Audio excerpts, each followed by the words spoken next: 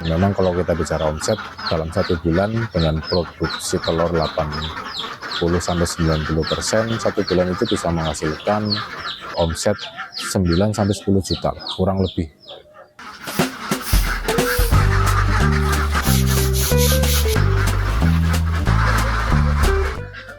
Perkenalkan, nama saya Didik Santosa, asal Karangjati, Desa Karangjati, Kecamatan Sampang, masuknya Kabupaten Cilacap.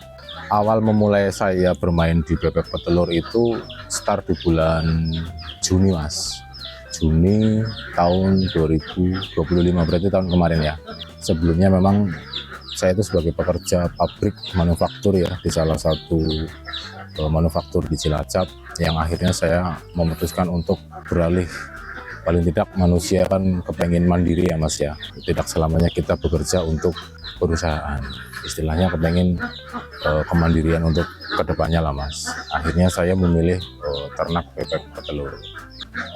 Saya sih melihat Mas, karena memang dulu itu saya pernah punya pengalaman dengan almarhum bapak saya itu. Waktu saya masih sekolah ya, waktu saya masih sekolah itu pernah memelihara di 100 ekor, 100 bebek petelur, tapi belum sistem yang terbarukan ataupun sistem kandang kering, masih istilahnya semi diumbar, dan pakannya itu kita masih pakai racikan. Kalau untuk sekarang ini kan sudah dimudahkan ya Mas, dengan pakan pabrikan, efisiensi waktunya itu lebih kita dapat. Makanya saya itu mengambil keputusan untuk bermain di bebek petelur, bukan di ayam petelur ya Mas ya. Untuk modal saya pertama kali itu memang dengan istri pastinya ya. Kita berembuk sebelum memutuskan resign di perusahaan sebelumnya, saya memang berembuk lah dengan istri, dengan keluarga. Kita kumpulkan, kita planning. Itu untuk memulai awal, saya dulu bermain di 200 populasi Mas, 200 ekor. Itu kurang lebih di 25 juta sampai 30 juta, baik di bebeknya, pakan, dan kandang. Itu Mas, untuk memulai start di 200 populasi, 200 ekor. Lumayan Mas, istilahnya memang ya kita bermain di angka sih, jatuhnya kan kalau bebek itu per ekor harganya ya. Dan per ekor itu memang bervarian dari jenis maupun usia bebek. Biasanya yang menentukan mahal itu usia siap. Dalam arti siap itu siap untuk berproduksi ataupun bertelur. Awal saya memulai itu saya bikin 2 kandang dengan sangat sederhana. Kalau sekarang sih sudah banyak penyesuaian, karena memang sambil berjalannya waktu itu saya sambil belajar dan saran dari teman-teman di luar, peternak-peternak di luar. Akhirnya saya banyak penyesuaian ataupun renovasi yang sebelumnya memang sangat sederhana. Dan sampai sekarang sih alhamdulillah sudah bisa di 3 kandang. Kalau bicara sampai bertelur ataupun berproduksi, saya itu memulai di bulan Juni, akhir Juni. Dan itu memang saya beli bebek itu masih muda Mas, jadi belum istilahnya maes. Maes itu dalam istilah dunia bebek itu kan bebek yang sudah siap bertelur. Saya itu beli bayah usia yang masih muda. Dan memang saya itu waktu itu 1 bulan itu saya baru jatuh telur pertama Mas, 1 bulan persis, dan itu di tanggal ulang tahun saya malah Mas, seperti kado istilahnya ya. Tanggal 27 Juli bebek, di tanggal 26 Juni itu sudah masuk kandang, 27 Juli itu jatuh telur pertama, dan sampai bisa menghasilkan telur itu di angka 80-90% itu rentan waktu di 3 bulan. 3 bulan pertama itu sudah memasuki 80-90% produksi telurnya. Kalau memang memulai dari DOD itu sebenarnya lebih bagus Mas, karena memang kita bisa kontrol dari usia dini. Apalagi sekarang sudah disediakan pakan pabrikan ya, pakan jadi, itu yang memudahkan ataupun mempercepat usia produksi lebih awal. Dan kalaupun memang bicara bebek siapan, itu pun tidak ada salahnya, sama-sama bagus. Istilahnya kalau bebek siapan itu kita tinggal menunggu waktu saja sih Mas. Proses pooling paling ya 1-2 minggu itu sudah bisa bertelur. Untuk pemula saya sarankan, secara saya menjalaninya ya Mas ya, itu di angka 15 juta itu sepertinya sudah bisa memulai Mas. 15 juta itu sudah biaya beli bebek, sudah biaya beli pakan untuk 1 bulan pertama, dan otomatis biaya kita bikin kandang itu di 15 juta untuk 100 ekor. Itu insya Allah sudah bisa memulai untuk para pemula yang di luar sana kepengen terjun di dunia peternakan, khususnya di bebek telur. Bicara modal 15 juta untuk 100 ekor, 100 populasi itu mungkin butuh waktu kurang lebih 1 tahun Mas. Tergantung kita nanti cari marketnya, cari penjualan telur yang kita produksi, itu berpengaruh sih, tergantung dari harga jual ataupun inflasi naik turunnya telur Mas. Bicara modal ataupun keuntungan Mas, ya itu kan berjalannya waktu ya. Kalau yang saya jalani ini kan kuncinya itu di market ataupun pasar yang kita tuju itu paling tidak punya nilai harga jual yang tinggi, karena kita bermain di pakan pabrikan yang memang mana harga pabrikan kan sudah cukup lumayan tinggi ya Mas ya. Kadang juga inflasi naik gitu. Telurnya pun kadang juga turun, produksinya juga kadang bebek juga turun juga Mas. Itu faktor dari cuaca. Jadi kalau memang bicara keuntungan ataupun hasil untuk pengembalian modal itu memang dari kita sendiri siap nggak untuk kedepannya, itu paling tidak 1 tahun Mas. Gambaran yang saya jalani sih memang seperti itu. Kalau biaya pakan itu kan untuk gambaran saja ya Mas, kalkulasi hitungan 100 ekor itu saya bermain di 14 kilo dalam 1 hari. Dalam 1 hari 14 kilo itu saya pagi dan sore. Pagi itu 7 kilo, sore itu 7 kilo. Dan kalau memang dikalkulasikan jatuhnya pakan itu per kilo kurang lebih 8.000 Mas. Dibulatkan itu 8.000. Berarti 50 kilo dibagi 14 kilo berarti kan kurang lebih dalam 3 hari ya Mas. 3 hari kita itu butuh pakan 50 kilo ataupun 1 sak itu untuk 3 hari Mas. Jadi bicara pakan 8.000 kali 50 kita kan 400.000 dalam 3 hari Mas. Itu menghabiskan biaya sekitar 400.000. Kita bicara omset ataupun keuntungan dalam 1 hari, kalau nilai jual telurnya itu di atas 2.000, produksi 80-90% telur, itu kita masih untung rata-rata di angka 80-90.000 Mas. Nah, itu pun dengan catatan kita konsisten di penjualan yang harganya itu stabil, jangan naik turun.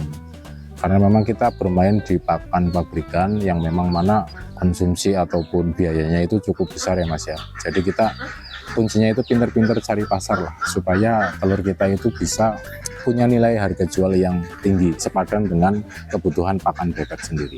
Untuk 100 ekor itu saya pernah di 4 bulan pertama itu sampai 93% Mas. Berarti untuk 100 ekor bebek itu kurang lebih 93-95 telur. Itu cukup bagus Mas. Kalau bicara di persentase ya, itu biasanya memang target setiap peternak itu di angka 80% sampai 90% untuk mengimbangi biaya pakan, supaya kedepannya ya terus bisa konsisten jalan, terus bisa kita kasih pakan dan kita bisa punya keuntungan. Sebenarnya kalau bicara telur mentah ataupun telur fresh dari kandang dan ataupun telur yang sudah diolah menjadi telur asin itu biasanya itu apa ya, sebenarnya tidak ada yang rugi ataupun hanya bermain di waktu sih Mas. Kalau kita mengolah menjadi telur asin itu kan biasanya kita butuh proses itu kurang lebih 2 minggu, proses fermentasi ataupun perendaman ya istilahnya. Di telur asin itu kan biasanya direndam dengan adonan ataupun biasanya pakai bata merah, itu kan 2 minggu Mas. Nah proses 2 minggu itu kita kan tetap berjalan ya, pakannya itu kan harian. Nah kalau kita berhenti di proses perendaman telur asin, ya kita kembali lagi modal kita itu cukup nggak untuk bisa bertahan dalam 2 minggu itu. Kita masih bisa kasih pakan lah untuk hariannya. Tapi kalau saya sendiri sih lebih ke telur mentahnya ya Mas ya, bahan bakunya untuk para pengrajin ataupun konsumsi rumahan. karena memang itu kita bicara harian supaya duit kita ataupun pendapatan kita itu bisa muter setiap harinya, dan itu arahnya kan kita supaya bisa terus membeli pakan ya, stok pakan supaya bebek itu terus bisa makan lah istilahnya seperti itu. Kalau kuncinya saya sih kadang branding sih, lebih ke branding, karena memang kita pakai pabrikan. Telur yang dihasilkan oleh bebek itu sendiri itu omeganya lebih tinggi mas, dan kuningnya itu kita nggak kuning lagi, itu lebih ke oranye merah ya. Jadi itu kunci kita supaya para customer ataupun pembeli itu bisa menyesuaikan harga telur yang kita jual. Bebek korobel telur itu biasanya pagi ya mas ya, itu mulai dari jam 3 pagi itu sudah ada yang bertelur, sampai paling siang itu biasanya jam setengah 7, jam 7 pagi.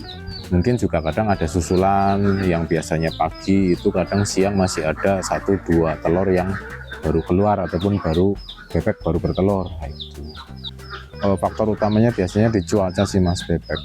Bebek itu kalau hujan terus menerus itu pasti turun mas produksinya, dan apalagi kalau ada ibaratnya kayak petir ataupun kayak semacam geluduk apa ya mas, istilahnya orang Jawa geluduk siapa ya, ya itulah, itu utama satu. Terus biasanya kalau stres banyak kayak hewan, tikus ataupun burung-burung hantu yang masuk ke kandang, itu bebek biasanya stres, produksinya pun ikut turun.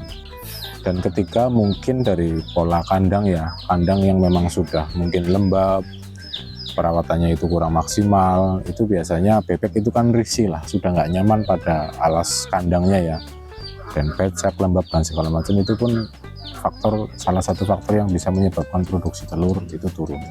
Kunci ataupun keberhasilan menjaga konsisten produksi pada bebek sih kembali lagi lah, kalau di saya itu saya terapkan memang perawatan kandang, terus sistem sanitasinya gitu gimana, kebersihan kandangnya itu kita cek. Kuncinya sih tetap di perawatan kandang. Kalau memang bebek kita rawat, bebek kita kasih pakan yang konsisten, tidak ada ubahan baik pengurangan ataupun tambahan, ya udah stuck lah. Bebek kan kebutuhannya biasanya untuk satu bebek itu 1,2 sampai 1,4 ons dalam satu hari mas. Jadi yang penting satu, pakan yang konsisten, pemberian pakan yang di jam yang sama pagi maupun sore. Terus 3 itu perawatan kandang, sanitasi kandang, dan pemberian vitamin. Saya juga pakai vitamin sih mas.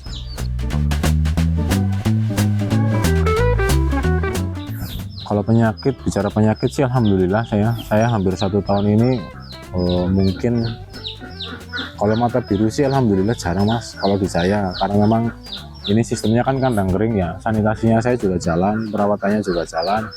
Biasanya paling di apa ya, kayak esek, batuk lah, batuk pilek itu kadang memang ada sih 1-2, cuma tidak signifikan sih. Dalam satu kandang itu paling 1-2, nanti kita kasih vitamin ataupun obat, itu kemudian hari, 2 hari, 3 hari sudah hilang lah penyakitnya. Kalau bicara di awal rugi, sebenarnya sih nggak rugi, cuma istilahnya tidak ada keuntungan, karena memang awalan itu saya masih buta. Dalam arti buta, kita belum tahu pasarnya seperti apa sih, harga telur itu seperti apa, berapa, dan sistem pembeli ataupun customer ini seperti apa sih. Itu saya pernah 1-2 minggu saya tidak mendapat keuntungan mas, hanya istilahnya untuk ongkos pakan saja. Kita jual telur, tapi hasilnya kita buat beli pakan bebek. 1-2 minggu, tapi saya pelajari, saya melihat pasar, saya banyak sharing dengan teman-teman peternak lain, gimana sih supaya kita dapat pasar yang bagus ataupun market yang kita tuju kayak gitu. Entah itu bebek, ikan, ayam, berarti kita harus tahu kunci pasarnya dulu. Kita punya barang untuk dijual tapi tidak punya pasar ataupun market, otomatis kita nggak bisa main harga ataupun main pemasarannya ya mas ya. Jadi kuncinya satu, kita harus tahu pasar dulu sih mas. Jadi nanti kalau sudah tahu pasar, kita sudah punya barang yang kita tuju pasarnya, otomatis kita tinggal masuk dan kita banyak sharing lah dengan pembeli ataupun pemain-pemain yang sudah terjun di dalam pasar tersebut. Kalau saya bicara saya sih mas, saya pernah itu pengalaman saya, waktu memang saya belum punya pasar itu saya iseng di dunia maya ya mas. khususnya Facebook itu ada yang namanya jual beli telur bebek untuk area sekitar Cilacap, Purwokerto, dan Banyumas. Itu memang saya pelajari, jadi banyak ada peternak yang memang menawarkan produknya dengan harga sekian. Di situ ada pembeli yang tawar menawar. Nah di situ saya masuk Mas, memang untuk mempelajari gimana sih supaya telur saya itu bisa terjual dengan nilai yang pas. Sudah ada keuntungan dan sudah ada anggaran untuk pakan itu sendiri gitu Mas. Jadi alhamdulillah berjalannya waktu memang sudah mendapatkan pasar yang saya tuju. Kebetulan juga sudah tembus Mas di kalangan perumahan, terus di kalangan Pemda, dan di kalangan pengrajin-pengrajin telur asin, khususnya di telur asin yang bermain di Omega Mas. Karena telur yang saya hasilkan dari bebek saya ini itu istilahnya telur Omega lah Mas. Telur bebek Omega yang kandungannya itu beda dengan telur bebek-bebek yang istilahnya di sawah ataupun di pakan yang masih sembarangan gitu. Bicara omset per bulan ya Mas, kalau dikalkulasi pendapatan kita atau penjualan kita itu kan rata-rata kalau bicara di angka 90%, kalau harga telur itu 2000, hasilnya itu sekitar 180 butir, dikali 2000 berarti kan kurang lebih 360 itu per hari Mas, kalikan saja 30, berarti kan kurang lebih omsetnya itu di angka 9-10 juta ya. Itu belum biaya pakan. Memang kalau kita bicara omset dalam satu bulan dengan produksi telur 80-90%, satu bulan itu bisa menghasilkan omset 9-10 juta kurang lebih. Kalau keluar kota sih alhamdulillah ini sudah berjalan kurang lebih 3 bulan itu sama orang Cilengsi Mas, dan beliau memang entah itu dapat nomor saya dari mana, beliau itu menghubungi saya punya usaha catering di Cilengsi, dan memang itu rutinan dalam satu bulan itu minta kurang lebih 800 butir. Itu sih paling dibeli. Kalau bicara luar kota itu paling Cilengsi. Untuk yang lain sih masih daerah-daerah sendiri ya, masih dekat-dekat lah. Paling jauh ya Cilacap di Pemda, terus di Purwokerto kayak perumahan-perumahan. Kalau suka dukanya ya, bicara sukanya sih ya, kalau target kita sudah di 90 ya, 95% itu pasti itu pasti suka lah Mas. Siapa ya lah yang ibarat kata usaha targetnya bisa sampai 90% ya pasti senang. Kalau dukanya itu ya banyak faktor Mas. Faktor cuaca, kalau hujan terus, karena aktivitas saya itu masih banyak manual, masih di belakang rumah yang seperti ini tuh kadang becek kalau hujan terus Mas. Terus apalagi kalau inflasi ya, inflasi naiknya pakan ya itu pasti sedikit kurang seneng lah ya, apalagi telurnya harganya turun. Waduh, itu yang menjadi tantangan di peternak mungkin itu. Bicara di saya pribadi sih dukanya paling kalau kenaikan harga pakan dan jatuhnya harga telur Mas, itu pastilah siapa sih yang mengharapkan telur itu turun, pakan itu naik. Ya kalau bisa sih konsisten saja, stuck di harga yang sama, terus penjualannya pun ya di harga yang sama, stabil. Itu ya yang diharapkan peternak-peternak mungkin ya pasti itu. Kalau diremehkan sih ya pasti ya, namanya orang ya, ada yang suka, ada yang tidak suka, ya pasti adalah 1-2 orang yang ya gimana udah enak-enak kerja di pabrik dengan pendapatan yang pasti sebulan gitu ya, ada yang bilang seperti itu. Tapi ya kembali lagi namanya orang, saya pribadi juga kepengen mandiri ya, masa ya kita hidup untuk bekerja terus ya, kepengen lah mandiri, kita tidak dikekang ataupun di bawah naungan pabrik lah kayak gitu. Kalau kita beternak kan kita bebas, kita cari pasar sendiri, kita atur waktu penjualan ya kita sendiri, kapan kita mau jual, kapan kita mau istirahat, itu tidak ada tuntutan secara resmi lah istilahnya. Kalau ada yang pesan kita siapkan, kita list pengiriman hari sekian, itu lebih enak sih, lebih diatur sendiri lah. Dan memang sekarang sih sudah banyak yang positif menanggapi hal yang memang saya jalani. Ya telurnya banyak, lumayan hasilnya seperti ini ya alhamdulillah.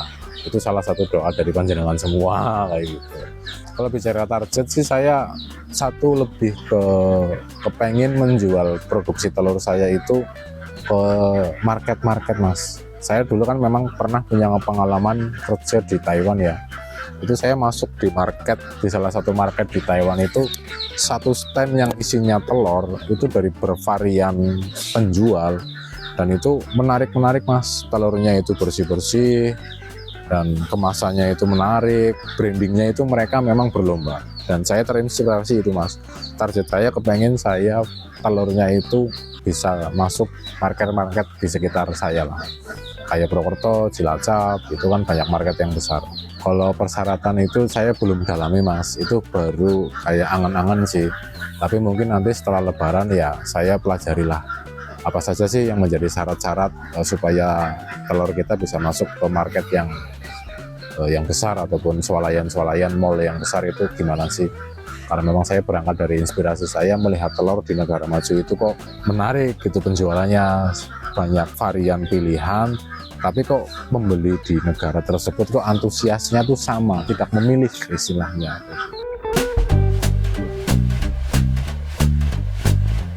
Pesannya mungkin sih ya, kalau dari saya yang saya jalan ini sebenarnya nggak usah takut lah. Yang namanya usaha itu pasti ada rugi ada untung ya Mas ya. Itu hal wajar lah dalam dunia usaha ataupun bisnis. Bicara di peternakan itu kuncinya satu, yang penting kita niat, kita punya modal, kita konsisten dengan apa yang kita pilih, bisnis ataupun usaha yang kita pilih, mulailah usaha. Jangan bekerja terus untuk orang lain, bekerja untuk keluarga diri sendiri saja Mas, kayak gitu. Namanya kegagalan kan biasanya itu awal dari keberhasilan ya.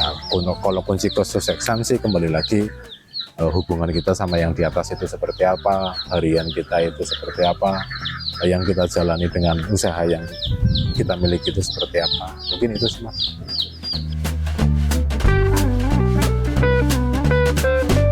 Kalau untuk pemula sih ya mungkin ya Mas, saran saja ya.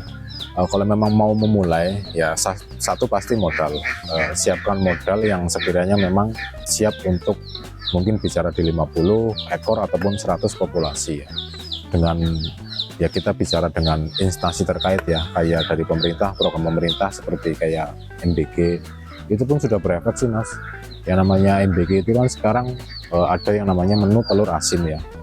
Itu dari pengrajin telur asin ataupun pembuat telur asin itu sekarang permintaannya cukup besar, karena memang setiap dapur itu penerima manfaatnya itu cukup banyak, dan itu memang salah satu efek keuntungan bagi para peternak, baik itu di bebek ataupun di ayam pedaging, itu berefek lah Mas. Semua komoditas loh Mas, MBG kan dari sayur, daging, telur, roti, buah, mungkin ya, itu sangat-sangatlah berefek. Jadi untuk pemerintah pertahankan MBG karena saya salah satunya supplier telur asin. Pesan ya, lebih ke pesan ya untuk teman-teman di luar sana yang mungkin takut memulai peternak itu, dari saya sendiri sih jangan takut, karena memang permintaan pasar yang saya jalani itu cukup bagus dan cukup besar.